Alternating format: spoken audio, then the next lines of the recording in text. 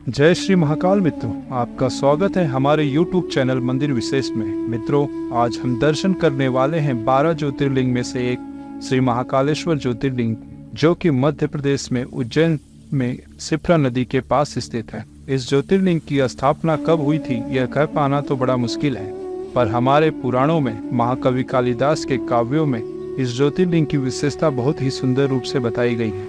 कालांतर में आक्रांतों द्वारा इस मंदिर को बहुत क्षति पहुंचाई गई, पर समय समय पर हमारे राजा महाराजाओं ने इस मंदिर का जीर्णोद्धार किया है। आज के युग में इस मंदिर की विशेष महत्व है। यह ज्योतिर्लिंग इसलिए भी विशेष है क्योंकि यह एकमात्र दक्षिण मुखी ज्योतिर्लिंग है। ऐसी भी मान्यता है कि महाकालेश्वर ज्योतिर्लिंग के दर्शन मात्र से अकाल मृत्यु टल जाती है।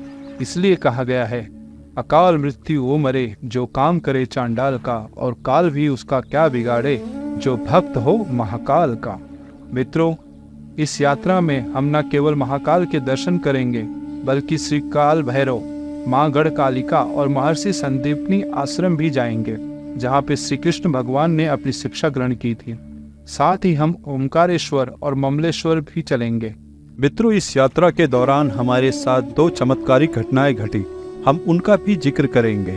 साथ में ही कुछ ऐसी सूचना आपको देंगे कि यात्रा के दौरान आपसे कोई गलती ना हो।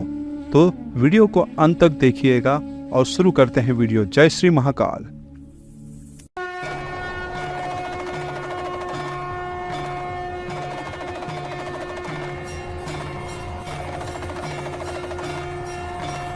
अगर वीडियो पसंद आए तो लाइक कीजिए, शेयर कीजिए और चैनल को सब्सक्राइब जरूर कीजिए। मित्रों, यात्रा की शुरुआत हो चुकी है।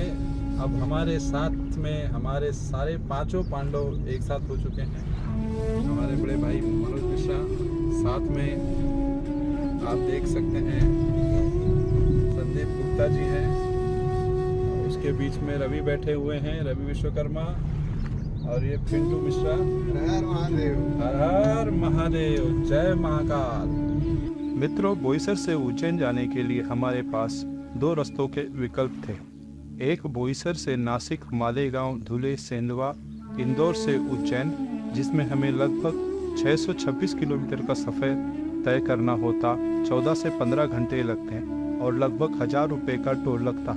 लेकिन सीएनजी की उपलब्धता और मानसून में रास्तों की स्थिति देखते हुए हमने बोईसर से सूरत, वडोदरा, गोधरा, दाहोद, झंगुआ से उज्जैन वाले रास्ते का चयन किया, जिसमें हमें लगभग 671 किलोमीटर का सफ़र तय करना पड़ा, 14 से 15 घंटे लगे और लगभग 655 रुपये का टोल देना पड़ा।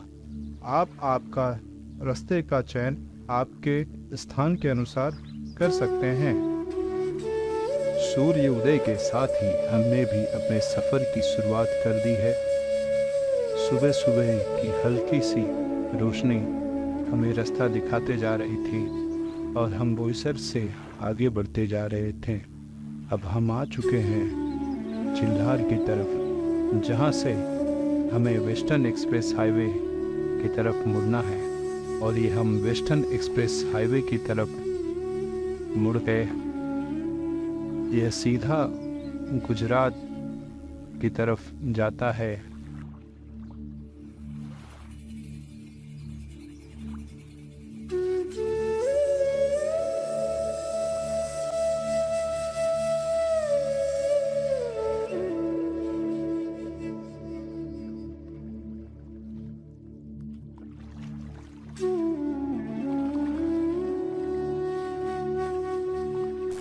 जैसे जैसे दिन की रोशनी बढ़ती जा रही थी, वैसे वैसे हम महाकाल के भजनों का आनंद लेते जा रहे थे।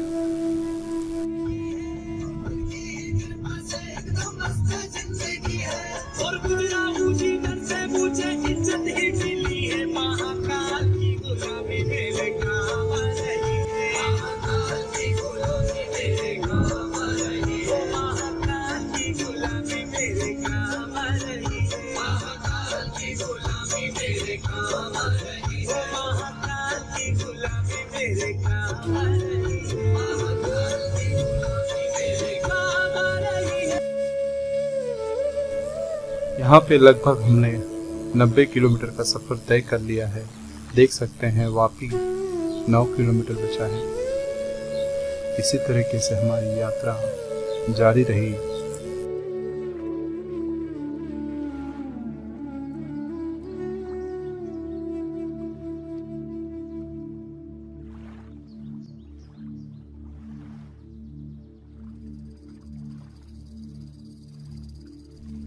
एक 125 किलोमीटर का सफर तय कर चुके हैं। हमने पहले यहाँ पे रेस्ट लिया, सीएनजी भराई, अब अगले अपने सफर के लिए निकल चुके हैं।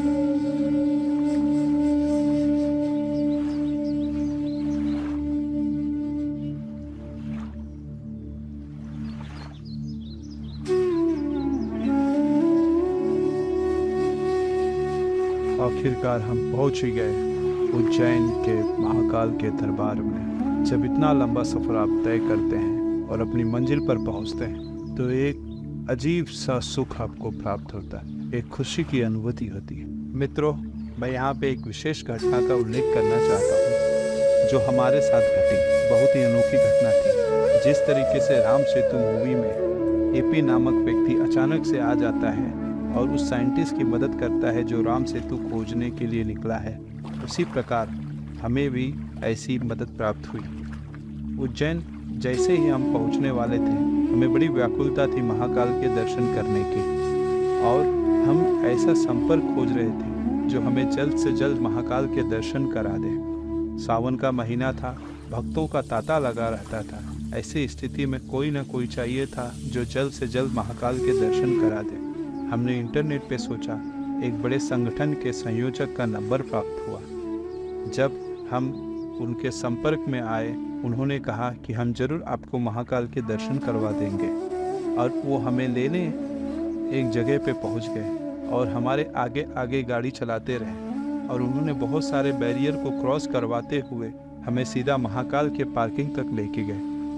पार्किंग में कार पार्क करवाने के बाद उन्होंने व्यक्तिगत संबंधों का उपयोग करते हुए हमें सीधे महाकाल के दर्शन करवा दिए। इस दौरान उनसे बातचीत में पता चला कि वो कोई भी जिला के किसी भी संगठन के संयोजक नहीं है, वो केवल साधारण कार्यकर्ता है। लेकिन इस साधारण कार्यकर्ता में महाकाल के एक असाधारण भक्त छुपा हुआ था, जिन्होंने हमें महाकाल के दर्शन जल्द से जल्द करा दिए। हम उनका धन्यवाद देना चाहते हैं। जय श्री महाकाल।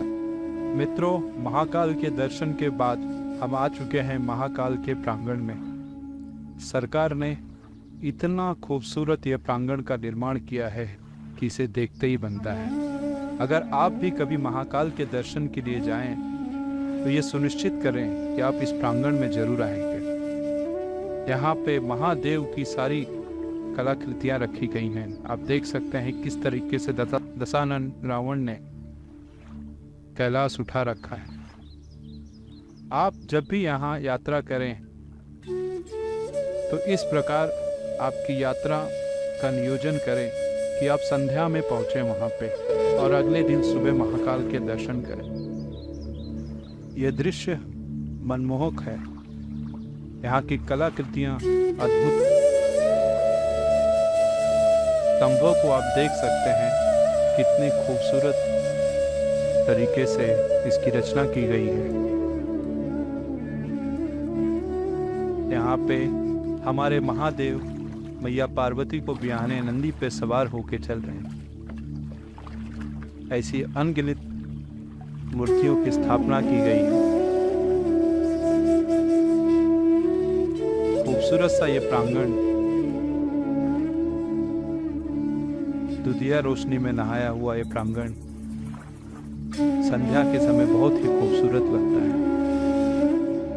मूर्तियों पे जब ये प्रकाश पड़ते हैं ऐसे लगता है कि मूर्तियां बोल उठेंगी।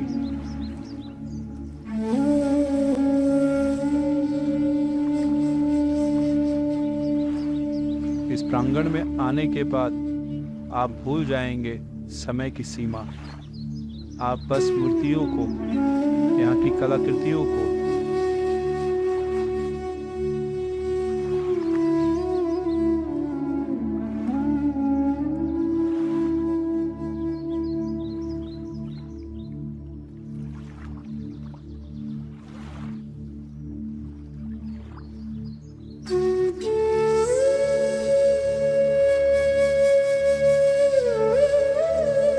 आप देख सकते हैं कितनी खूबसूरत मूर्ति है।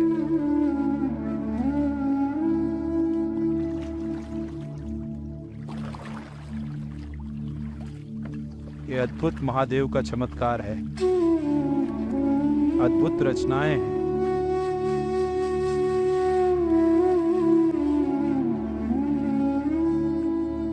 हम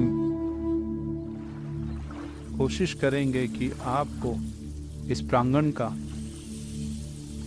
जितना संभव हो उतना दृश्य दिखाएं, परंतु ये वीडियो उतना नहीं दिखा पाएगा जितना आप प्रत्यक्ष रूप से देखेंगे। आप एक बार जरूर महाकाल आए, महाकाल के दर्शन करें और इस प्रांगण में आए। कितना खूबसूरत चित्रीकरण, जिसे हम 3D आर्ट्स कहते हैं। स्तंभ,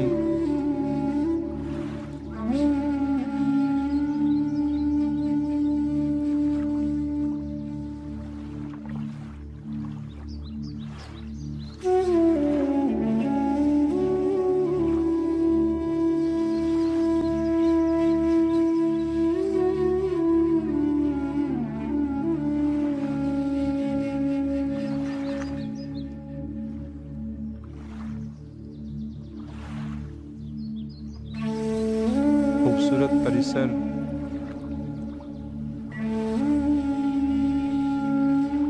यहाँ पे देख सकते हैं सभी भक्तजन वर्चुअल रियलिटी का आनंद ले रहे हैं। आप जब भी आए वर्चुअल रियलिटी जरूर देखें। ये हमने भी अनुभव किया, बहुत ही खूबसूरत है। ऐसे लगता है जैसे साक्षात भगवान के सम्मुख हम आके बैठ गए हैं। भस्म आरती का आनंद हम ले पाते हैं इस वर्चुअल रियलिटी की मदद से। यहाँ पे देख सकते हैं किस तरीके से फव्वारों के बीच में हमारे महादेव बैठे हैं। कितनी खूबसूरत इनकी मूर्ति नजर आ रही है। रोशनी से ये शोभा और भी बढ़ जाती है।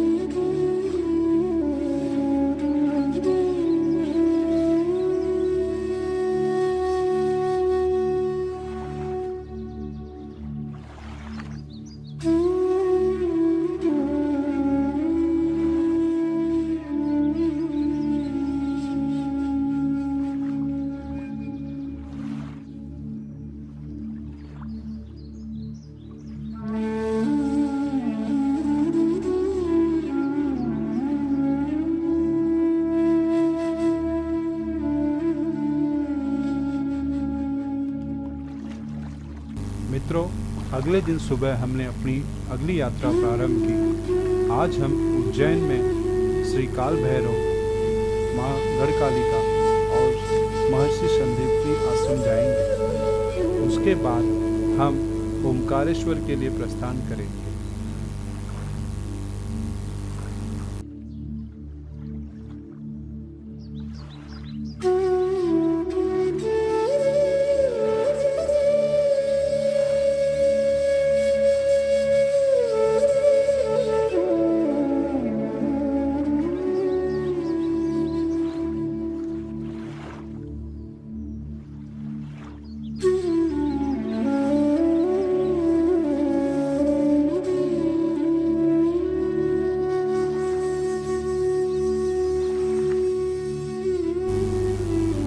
अभी भी आप देख सकते हैं किस प्रकार से यहाँ पे कंस्ट्रक्शन चालू है। ये एंट्री गेट है। जब ये बन जाएगा तो इसकी क्या शोभा होगी, आप सोच सकते हैं।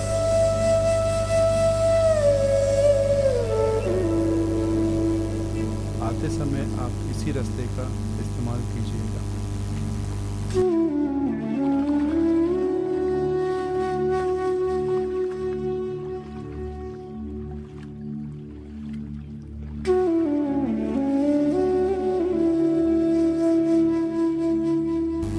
महाकाल के दर्शन के बाद हम सबसे पहले श्री काल भैरव के दर्शन किए। उसके बाद महर्षि संदीपनी आश्रम गए और फिर माँ गढ़कालिका मंदिर। अत्यधिक भीड़ होने के कारण प्रशासन ने कई जगहों पर बैरिकेडेड लगाई हुई थी, तो हमने दूसरा रास्ता चुना।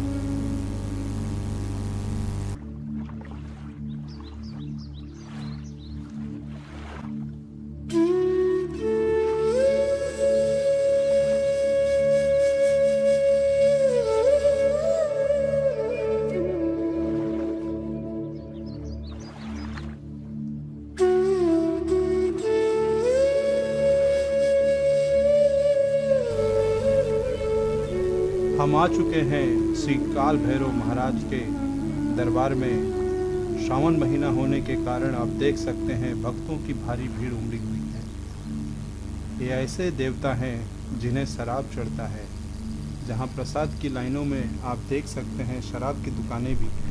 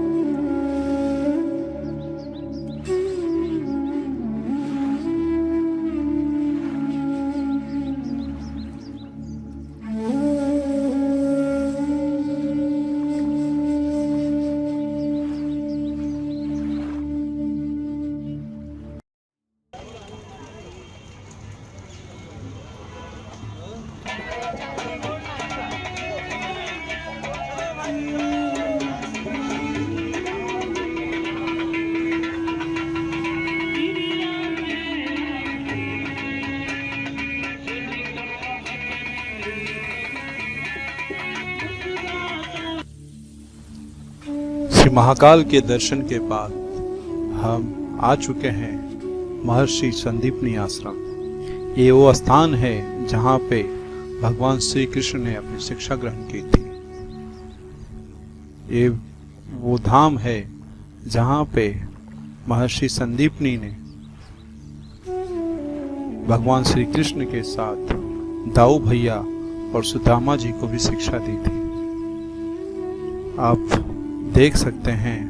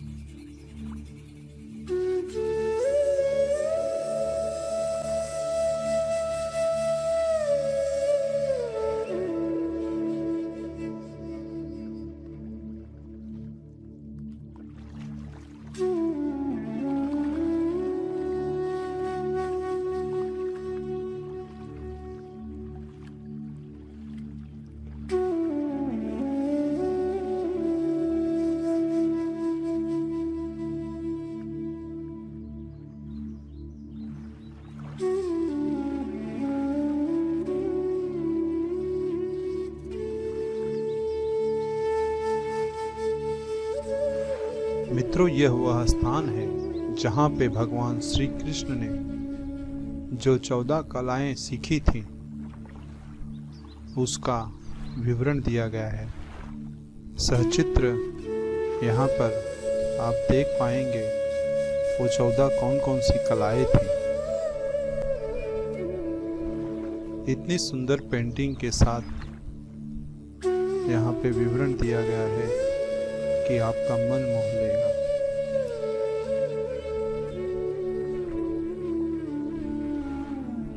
बहुत ही सुंदर,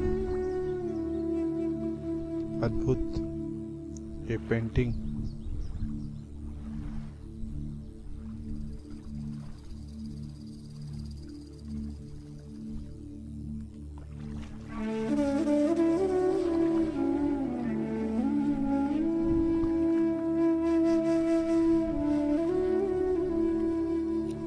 पे सूचना फलक पे पूरी जानकारी दी गई है।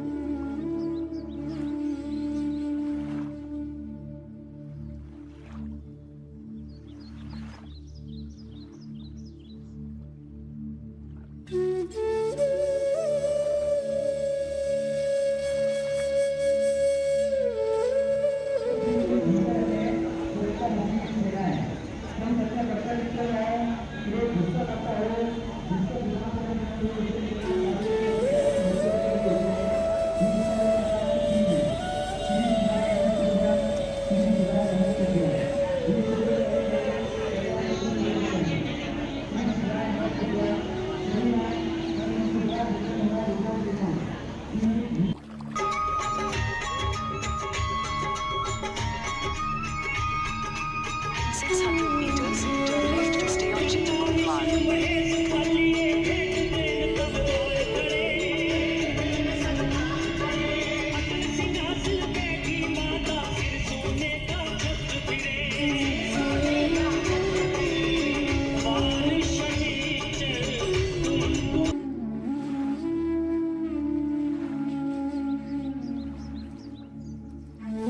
महर्षि संदीपनी आश्रम के बाद हम निकल चुके थे अपने अगले दर्शन के लिए, जो था मां गढ़कालिका दर्शन।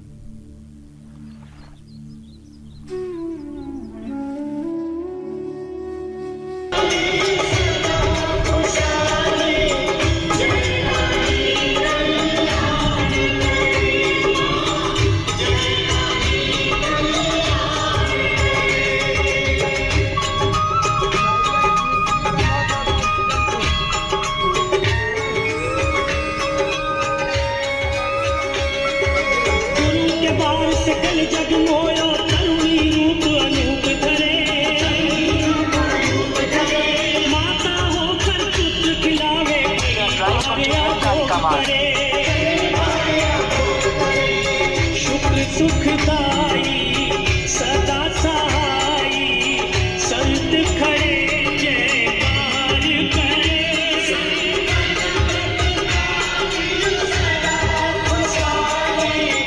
600 meters, turn left.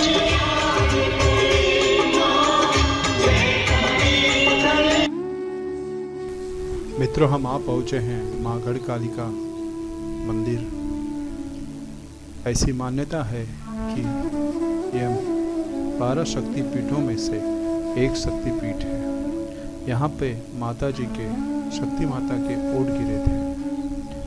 गढ़कालिका मंदिर का परिसर और आसपास देख के आपको अंदाज़ा जरूर हो जाएगा कि न केवल माता के लिए प्रसिद्ध है, बल्कि यह तंत्र साधना का एक बहुत बड़ा केंद्र है, जहाँ पे बहुत सारे तांत्रिक अपनी सिद्धि प्राप्त करने के लिए पहुँचते हैं।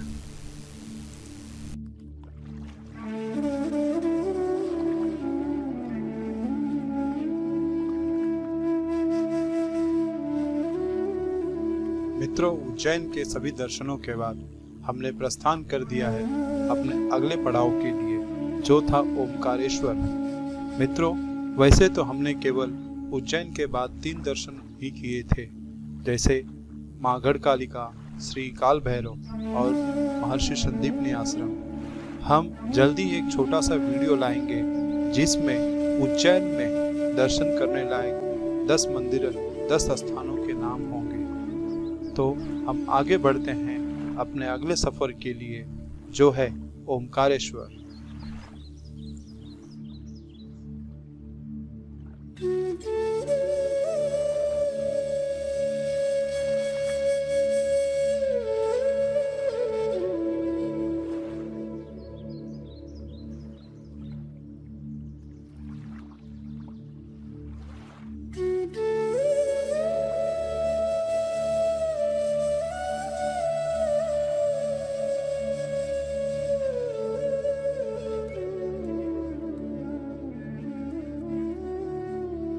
मित्रों, यहाँ पर मैं आपको दूसरी चमत्कारिक घटना के बारे में बताना चाहूँगा।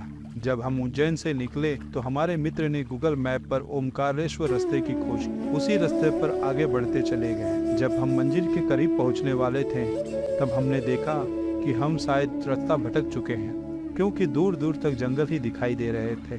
कहीं पर कोई बस्ती का नामो निशान नहीं, कोई मंदिर का नामो निशान नहीं। जब हमने ध्यान से उस मैप को देखा तो हमें पता चला हम नर्मदा नदी के डैम पर पहुंचने वाले थे। ओमकारेश्वर डैम तक पहुंचते ही जब हम वहां पे स्थानिक लोगों से पूछा कि ओमकारेश्वर मंदिर कैसे जाना है, तो उन्होंने बताया कि नाव से जाना होगा, क्योंकि हम नर्मदा नदी के इस मुहाने पे आ चुके थे और जबकि ओमकारेश्वर मंदिर नर्मदा नदी के दूसरे किनारे पे था और नाव से जाने के लिए आखिरी नाव 6 बजे की होती है और हमें 7 बज चुके थे।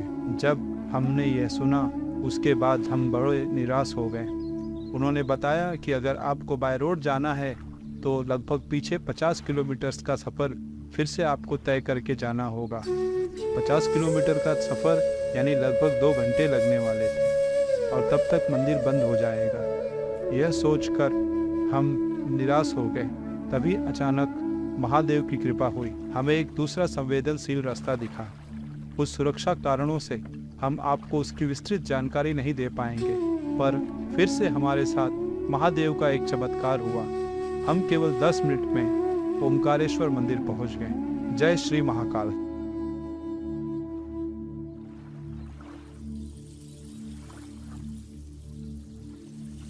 मित्रों, हम ओमकारेश्वर पहुंच चुके हैं। ओमकारेश्वर पहुंचते ही सबसे पहले हमने ममलेश्वर महादेव के दर्शन किए।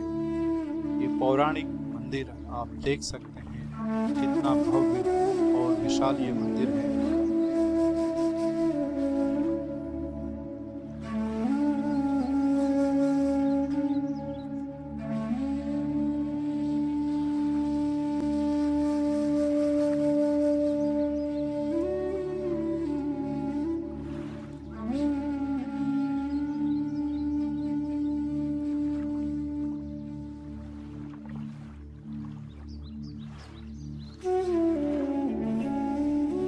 ममलेश्वर महादेव दर्शन के बाद हम चल पड़े थे अपने अगले दर्शन ओमकारेश्वर के लिए। ओमकारेश्वर एक टापू पर बसा महादेव का मंदिर है।